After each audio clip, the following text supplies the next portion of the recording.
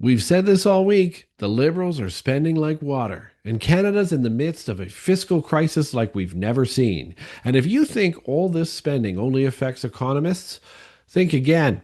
It's time to hold this government accountable because they've spent trillions over the past decade without a budget or without really a plan at all.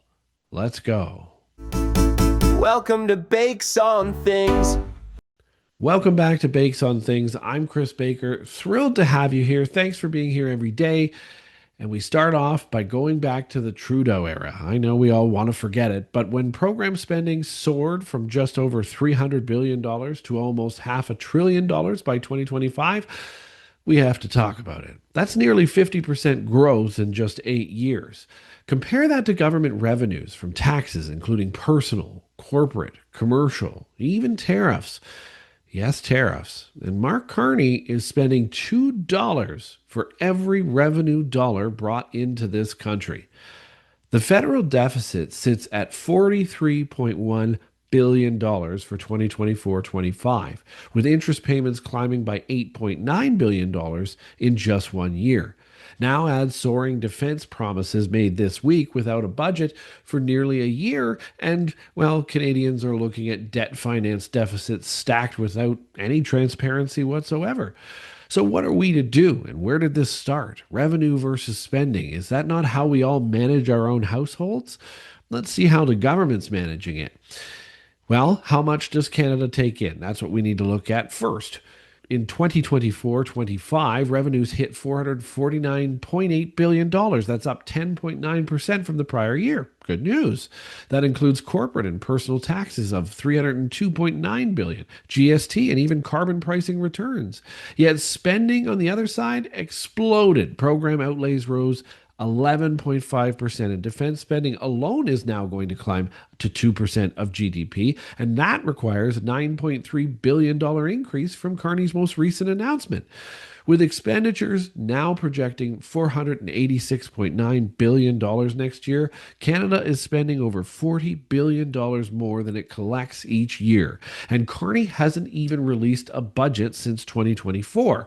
That means every federal dollar spent this spring is being financed through, you guessed it, debt. And interest is bleeding your wallet dry. Why your wallet and not Mark Carney's? Because the government doesn't have any money. All the money that the government takes in is yours, and everything else is debt. So that means that Canada's debt to GDP ratio matters to you most, and it's dangerously high, spiking by nearly 11% in 2024 alone, and now hovering around 42%.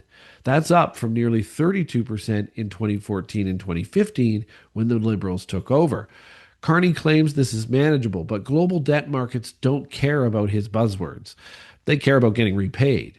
Even a 1% rise in interest rates can add $10 billion to Canada's annual interest bill, and that's really your bill. That hits your taxes, benefits reductions, or even workplace programs. With Canada borrowing in foreign currencies, that also means that currency fluctuations and dollar declines now cost you even more, not only directly at the till, but also in your taxes and everywhere else.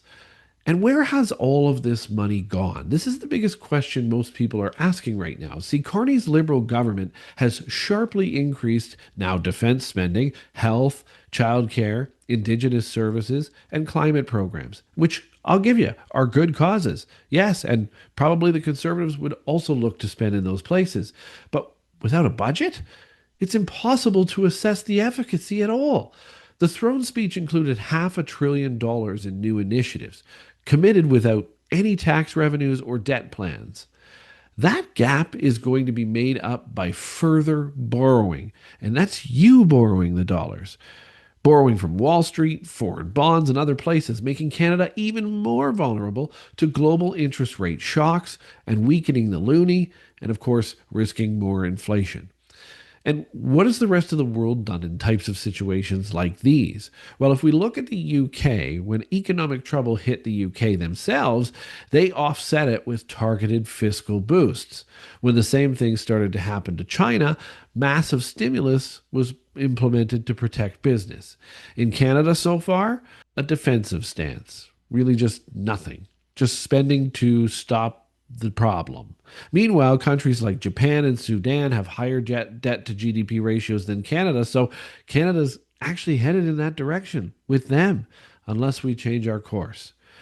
You might be saying, well, this is the government. I don't really care. What's the risk for me? Well, the risk is all for you because I said it earlier in this episode. You spend the money, not them. This spending binge has real consequences. It can trigger inflation, which means higher interest rates for you, both on your mortgages and other debt, food prices. It makes Canada vulnerable overseas. Foreign creditors lose confidence in our country when this happens. And it leaves fewer dollars for schools and healthcare as well. The only way out is a combination of serious spending restraint, which we never see from liberal governments, investment prioritization, and potentially even tax increases. And guess which one liberals usually choose? Not just for the wealthy either, but across the board. And immediate transparency unavailable. The little tax credit that they're going to give you in the next few years, not going to be very much. Canada's way out of debt is rooted in fiscal discipline.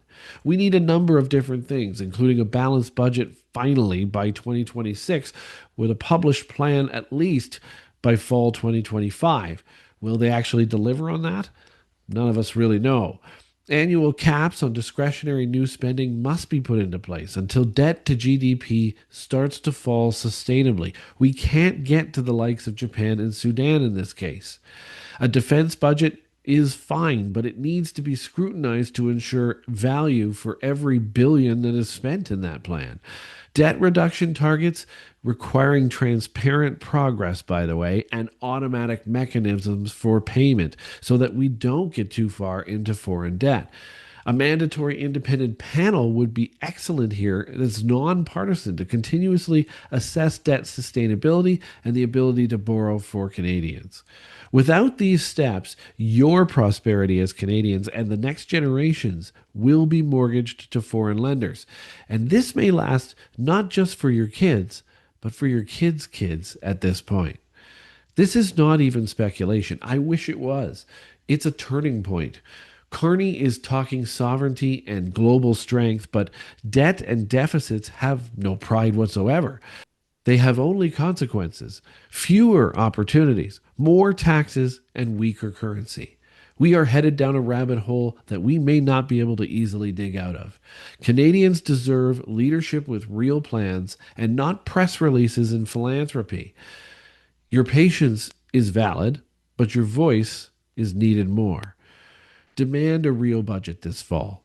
Talk to your MP, write letters, do the demanding, talk to the mainstream media that's ignoring all of this. Demand accountability for every dollar spent.